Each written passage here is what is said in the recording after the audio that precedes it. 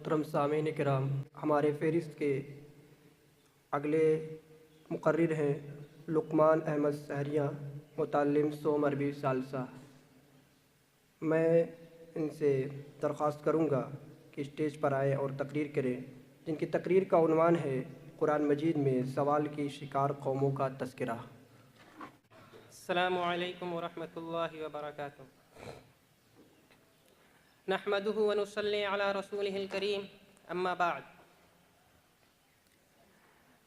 صدر محترم، اساتذہ کرام اور عزیز ساتھیوں، اللہ رب العزت نے اس کائنات ارضی پر انسان کو وجود بخشا اور ان کی ہدایت و رہنمائی کے لیے انبیاء اور رسول کا طویل سلسلہ قائم فرمایا اور قوموں کو ان کی اطاعت و فرما برداری کا حکم دیا اور ان کی اطاعت و فرما برداری پر اپنی نجات کی خوشخبری بھی دی۔ لیکن جہاں خوشخبری دی وہیں یہ بھی فرمایا کہ اگر قومیں ان کی فرما برداری کے بجائے معصیت کا ارتکاب کریں گی، ان کی تعلیمات سے انحراف کریں گی، تو انجام بد سے بھی ان کو دوچار ہونا پڑے گا۔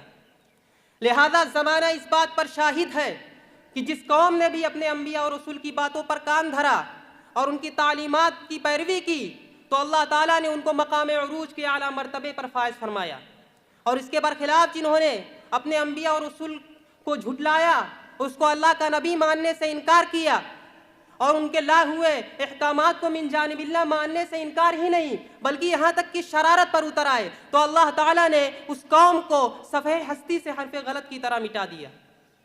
قرآن مجید میں اللہ تعالیٰ نے امت محمدیہ کی عبرت اور ان سے سبق لینے کے لیے بڑی تفصیل سے ان اقوام بعیدہ کا تذکرہ کیا ہے۔ قوم عاد نے جب اپنی مملکت، سطوت و جبروت اور جسمانی قوت و طاقت کے گھمنڈ میں خدائے واحد کو بالکل بھلا دیا اور ہر شیطانی عمل بے خوف و خطر کرنے لگے، تو اللہ تعالیٰ نے انہی میں سے ایک پیغمبر حضرت ہود علیہ السلام کو مبعوث فرمایا۔ حضرت ہود علیہ السلام نے اپنی قوم کو خدا کی توحید کی طرف بلایا اور انہیں سمجھایا کہ اپنی جسمانی قوت و طاقت اور مال و دولت پر گھمنڈ نہ کرو بلکہ خدا کا شکر ادا کرو کہ اس نے تم کو یہ دولت بخشی۔ قوم نوح کی تباہی کے بعد تم کو اس زمین کا وارث بنایا، لیکن قوم نوح کی طرح قوم عاد نے بھی حضرت ہود علیہ السلام کو نبی ماننے سے انکار کر دیا اور کہنے لگے یا ہود ما جئتنا ببینۃ وما نحن بتارکی آلہتنا عن قولک وما نحن لک بمؤمنین۔ اے ہود، تو ہمارے پاس ایک دلیل بھی نہیں لایا اور تیرے کہنے سے ہم اپنے خداؤں کو چھوڑنے والے نہیں اور نہ ہم تم پر ایمان لانے والے ہیں۔ تو حضرت ہود علیہ السلام نے انہیں یہ کہہ کر ڈرایا انی اخاف علیکم عذاب یوم عظیم، کہ میں تم پر ایک بڑے دن کے عذاب سے ڈرتا ہوں۔ تو قوم عاد نے جواب دیا فَأْتِنَا بِمَا تَعِدُنَا إِن كُنتَ مِنَ الصَّادِقِينَ، پس تو لا ہمارے پاس اس شے کو جس چیز کا تو ہم سے وعدہ کرتا ہے۔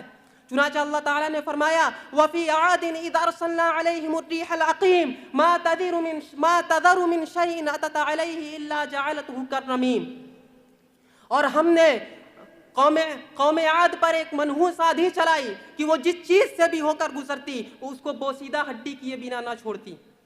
کہیں فرمایا وَأَمَّا عَادٌ فَأُهْلِكُوا بِرِيحٍ صَرْصَرٍ عَاتِيَةٍ سَخَّرَهَا عَلَيْهِمْ 7 لَيَالٍ و8 أَيَّامٍ حُسُومًا فَتَرَى الْقَوْمَ فِيهَا صَرْعَىٰ كَأَنَّهُمْ أَعْجَازُ نَخْلٍ خَاوِيَةٍ۔ کہیں فرمایا أَلَمْ تَرَ كَيْفَ فَعَلَ رَبُّكَ بِعَادٍ إِرَمَ ذَاتِ الْعِمَادِ الَّتِي لَمْ يُخْلَقْ مِثْلُهَا فِي الْبِلَادِ۔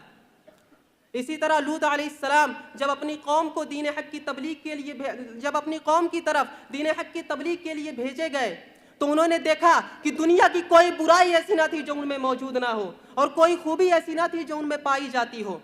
دنیا کی دوسری سرکش بد اخلاق و بدادوار اقوام کے دوسرے عیوب و فواحش کے علاوہ یہ قوم ایک ایسے خبیث عمل کی موجد تھی کہ وہ اپنی نفسانی خواہشات کو پورا کرنے کے لیے عورتوں کے بجائے مردوں سے اختلاط رکھتے تھے۔ لوط علیہ السلام نے ان سے کہا وَلُوطًا إِذْ قَالَ لِقَوْمِهِ أَتَأْتُونَ الْفَاحِشَةَ مَا سَبَقَكُم بِهَا مِنْ أَحَدٍ مِّنَ الْعَالَمِينَ إِنَّكُمْ لَتَأْتُونَ الرِّجَالَ شَهْوَةً مِّن دُونِ النِّسَاءِ بَلْ أَنتُمْ قَوْمٌ مُسْرِفُونَ۔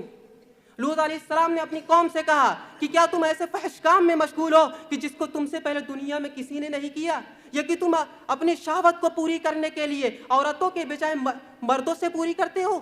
یقیناً تم حد سے گزرنے والے ہو. چنانچہ لوط علیہ السلام نے انہیں سمجھایا, ڈرایا, دھمکایا, لیکن ان بدبختوں پر کچھ اثر نہ ہوا, بلکہ کہنے لگے وما كان جواب قومه الا ان قالوا اخرجوهم من قريتكم انهم اناس يتطهرون, کہ لوط اور اس کے خاندان کو اپنے شہر سے نکال دو, یہ بہت پاک باز لوگ ہیں.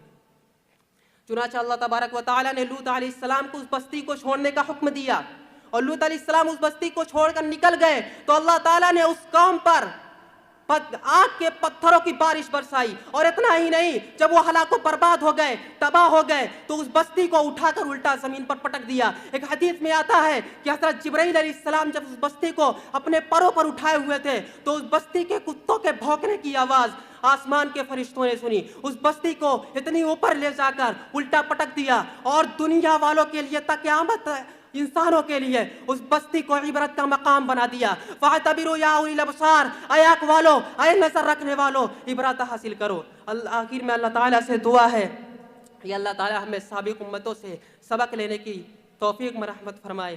آمین. وآخر دعوانا الحمد للہ رب العالمین.